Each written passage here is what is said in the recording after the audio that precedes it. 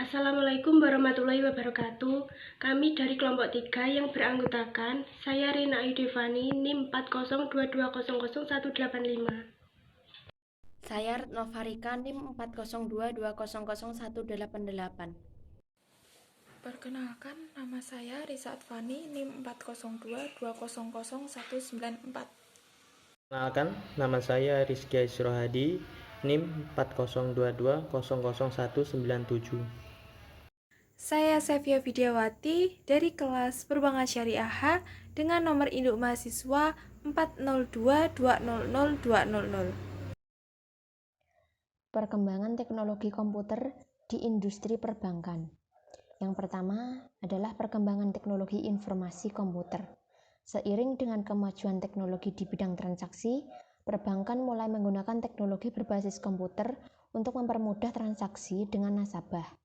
Dalam industri perbankan, perkembangan teknologi informasi telah memungkinkan perusahaan untuk mengubah strategi bisnis mereka dan menggunakan teknologi sebagai elemen utama dalam proses inovasi produk dan layanan, seperti adanya transaksi berupa transfer via mobil maupun via teller, adanya ATM sehingga dapat mengambil uang cash secara 24 jam, penggunaan database di bank-bank, sinkronisasi data-data pada kantor cabang dengan kantor pusat bank.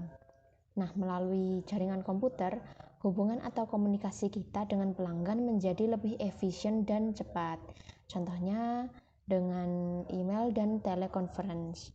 Nah, di rumah kita dapat berkomunikasi dengan pengguna lain untuk membangun pertemanan atau chatting dan untuk hiburan. Kita dapat menggunakannya untuk bermain game online dan berbagi file.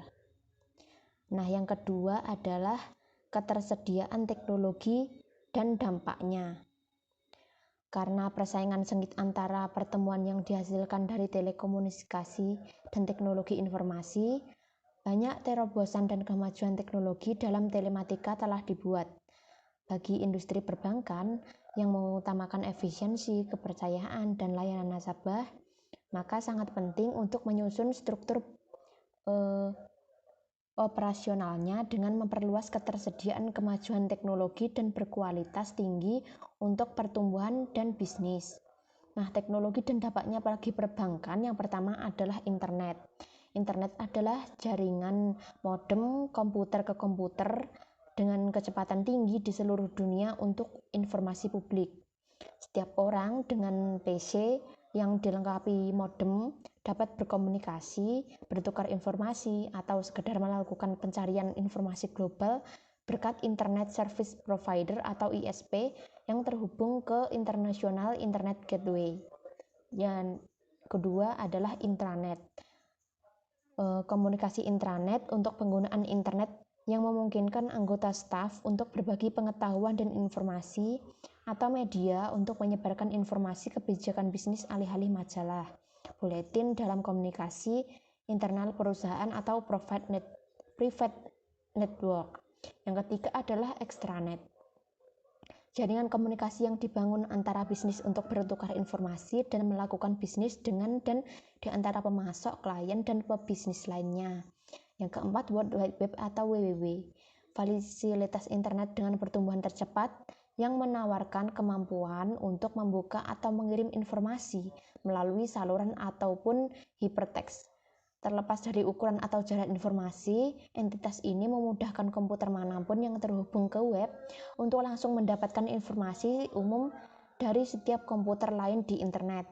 E-commerce, platform perdagangan yang memanfaatkan sumber daya internet dan memungkinkan setiap orang atau bisnis memiliki koneksi digital dengan orang atau bisnis lain untuk bertransaksi usaha. Aplikasinya saat ini meliputi business to business dan business to customers. Yang keenam adalah e-retail. Penjualan retail melalui internet diperkirakan melebihi 92 juta US dollar pada tahun 2001 oleh Forrester Research pada bulan November tahun 2000. Hal ini menunjukkan bahwa internet telah menjadi perantara penjualan dengan tingkat pertumbuhan tercepat. E-government.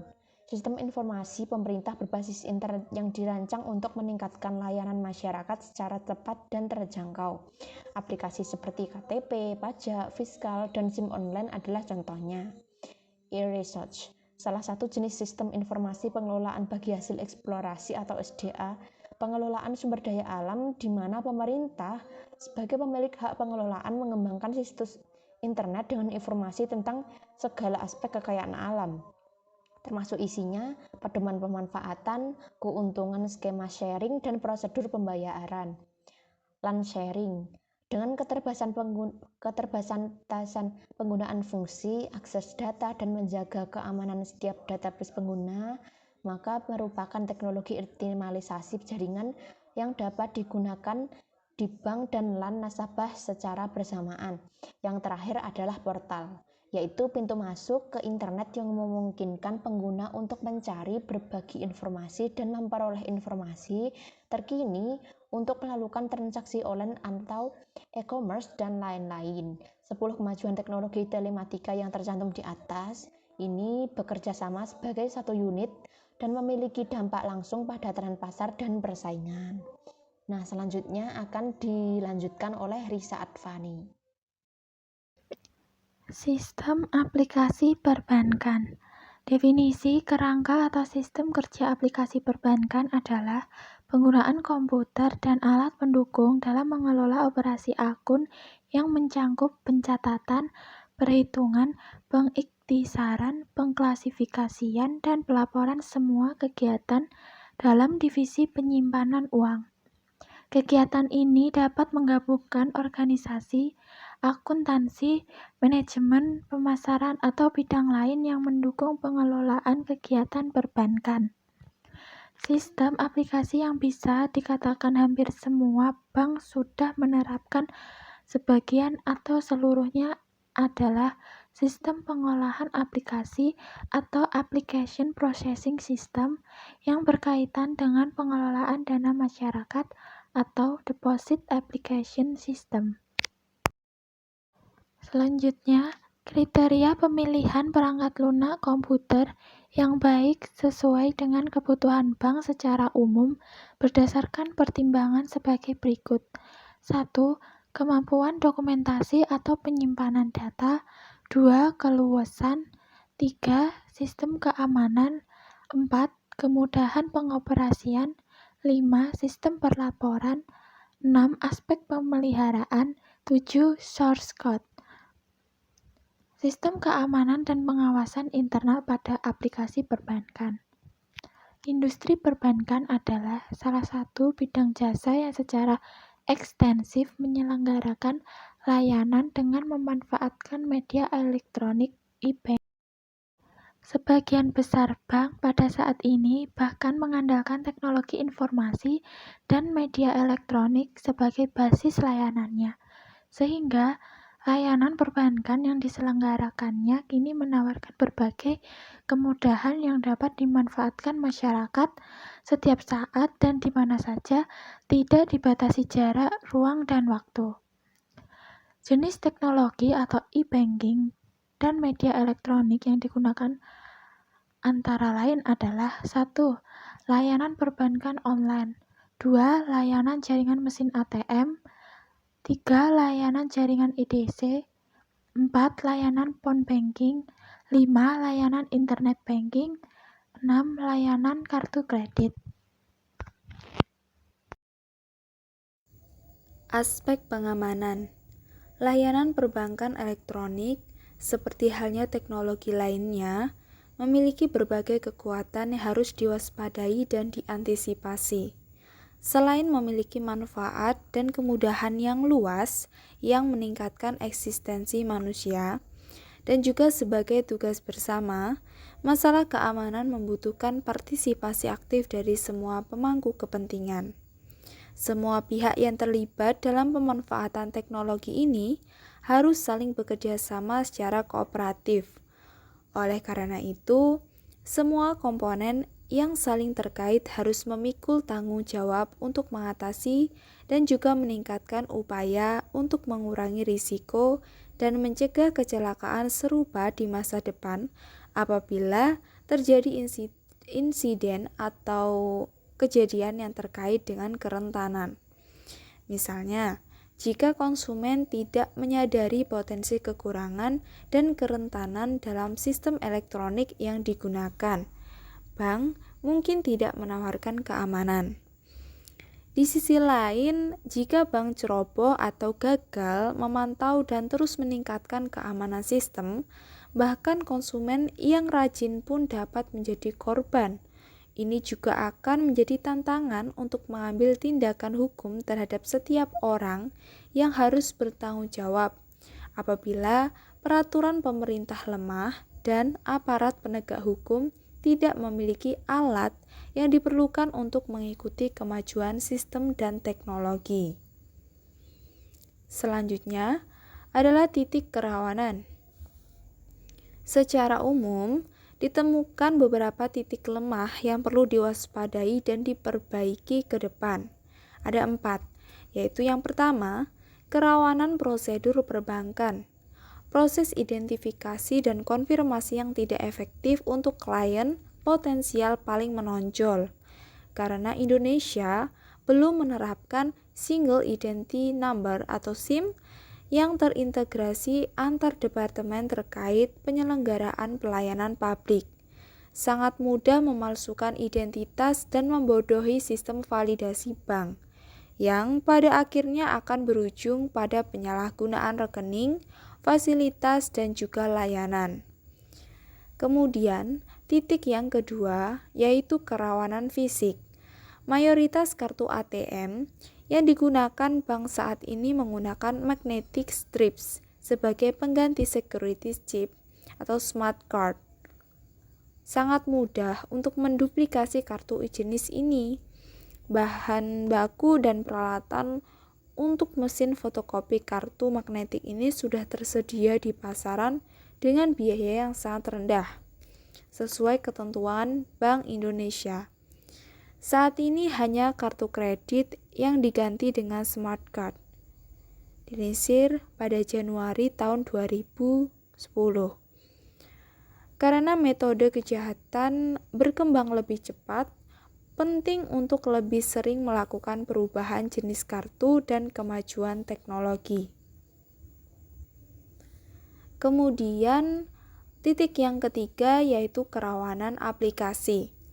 Secara teknis, proses pengembangan aplikasi yang digunakan untuk layanan yang sangat penting seperti perbankan harus mematuhi prinsip yang disebut pemrograman aman dan dilakukan oleh pemrogram yang memiliki kemampuan ini.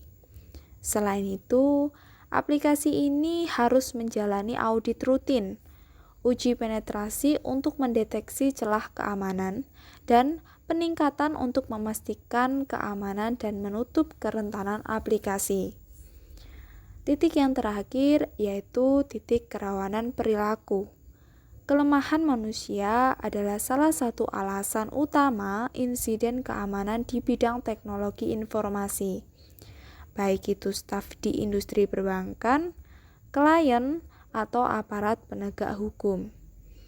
Di sisi keuangan, tidak semua sumber daya manusia metodis dalam menerapkan protokol keamanan. Di sisi klien, inisiatif sosialisasi untuk meningkatkan kesadaran masih dilakukan secara parsial dan santai. Karena bank adalah bisnis layanan berbasis kepercayaan, masalah keamanan harus dinomorsatukan atau diprioritaskan. Oleh karena itu, proses ini harus dilakukan bersamaan dengan setiap kegiatan pemasaran, terintegrasi ke dalam setiap produk keuangan. Itu tidak hanya untuk e-banking dan berkelanjutan yang harus dikomunikasikan kepada klien. Jenis-jenis kartu dalam industri. Salah satu divisi yang paling signifikan dipengaruhi oleh perkembangan teknologi informasi dan komunikasi adalah perbankan. Sebagaimana permulaan, mari kita lihat kilas balik dari perkembangan terkini terkait perbankan Indonesia. Setelah lebih dari seperempat abad dimulai dari deregulasi pada tahun 1983, Sistem perbankan di Indonesia telah mengalami berbagai perubahan yang sangat mempengaruhi perekonomian Indonesia.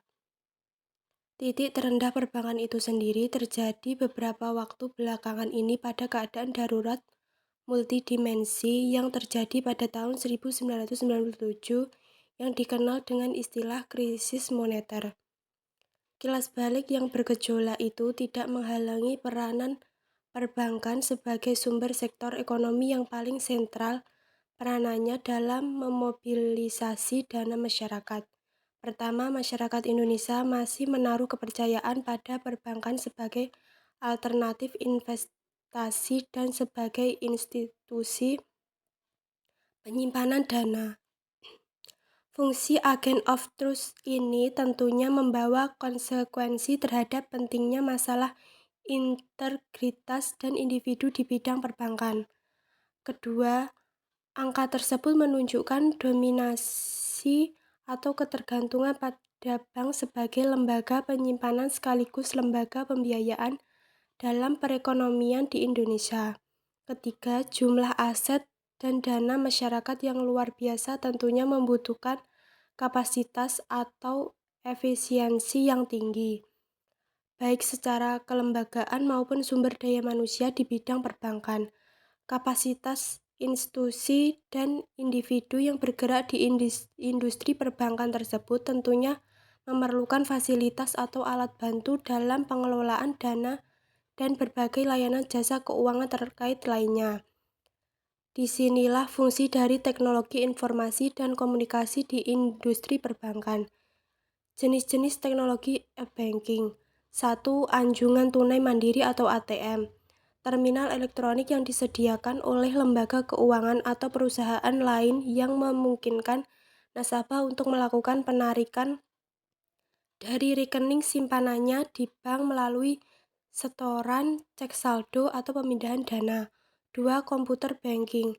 Layanan bank yang dapat diakses oleh nasabah melalui koneksi internet ke pusat informasi bank untuk melakukan beberapa layanan perbankan, menerima dan membayar tagihan, dan sebagainya.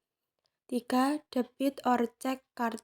Kartu yang digunakan di ATM atau terminal point of sale atau POS yang memungkinkan pelanggan mendapatkan dana yang secara langsung diambil dari rekening bank mereka. 3. Direct deposit. Salah satu bentuk pembayaran yang dilakukan oleh suatu organisasi, misalnya manajer atau kantor pemerintah, yang membayar sejumlah dana, misalnya kompensasi atau pensiun, melalui transfer elektronik. Dana ditransfer langsung setiap nasabah. 5. Direct payment atau also electronic bill payment, sebuah bentuk pembayaran yang mengizinkan nasabah untuk membayar tagihan melalui transfer dana elektronik. Dana dipertukarkan secara elektronik dari rekening nasabah ke rekening kreditur. Direct payment berbeda dari pre-authorized debit. Dalam hal ini, nasabah harus menginisiasi setiap transaksi direct payment. Selanjutnya, mengenal electronic banking. Salah satu bentuk perkembangan dari teknologi informasi adalah berkembangnya jaringan komputer, di mana setiap komputer bisa saling berkomunikasi satu sama lain dan juga saling bertukar informasi antar komputer di dalam satu jaringan. Teknologi komputer juga merupakan salah satu contoh teknologi yang berkembang pesat. Komputer tentu saja memiliki banyak sekali manfaat bagi kehidupan manusia. Bank menyediakan layanan elektronik banking atau e-banking untuk memenuhi kebutuhan Anda akan alternatif media untuk melakukan transaksi perbankan selain yang tersedia di kantor cabang dan ATM. Dengan electronic banking atau e-banking, Anda tidak perlu lagi membuang waktu untuk antri di kantor-kantor bank atau ATM. Karena saat ini banyak transaksi perbankan dapat dilakukan dimanapun dan kapanpun dengan mudah dan praktis melalui jaringan elektronik seperti internet, handphone, dan telepon. Dengan membuka rekening tabungan atau giro, dapat mengajukan layanan e-banking yang meliputi internet banking, mobile banking, phone banking, dan SMS banking. Yang pertama, internet banking. Anda dapat melakukan transaksi perbankan atau financial dan non-finansial melalui komputer yang terhubung dengan jaringan internet. Yang kedua, mobile banking adalah layanan perbankan yang dapat diakses langsung melalui telepon seluler atau handphone GSM Global for Mobile Communication dengan menggunakan SMS atau Short Message Service. Yang ketiga, phone banking adalah layanan yang diberikan untuk kemudahan dalam mendapatkan informasi perbankan dan untuk melakukan transaksi finansial non-cash melalui telepon. Yang keempat, SMS banking adalah layanan informasi perbankan yang dapat diakses langsung melalui telepon seluler atau handphone dengan menggunakan media SMS, Short Message Service, atau jenis transaksi. Selanjutnya, keuntungan elektronik banking. 1. Mudah, dapat digunakan kapan saja dan di mana saja, dan hanya dengan menggunakan perintah melalui komputer atau alat komunikasi yang Anda gunakan. Yang kedua, aman. Elektronik banking dilengkapi dengan security user ID dan PIN. Beberapa bank juga menggunakan key token, alat tambahan untuk mengamankan transaksi finansial. SMS banking dilengkapi dengan sistem proteksi dengan menggunakan kode akses atau nomor pribadi. Sekian dari kelompok kami, kurang lebihnya mohon maaf. Wassalamualaikum warahmatullahi wabarakatuh. Oke.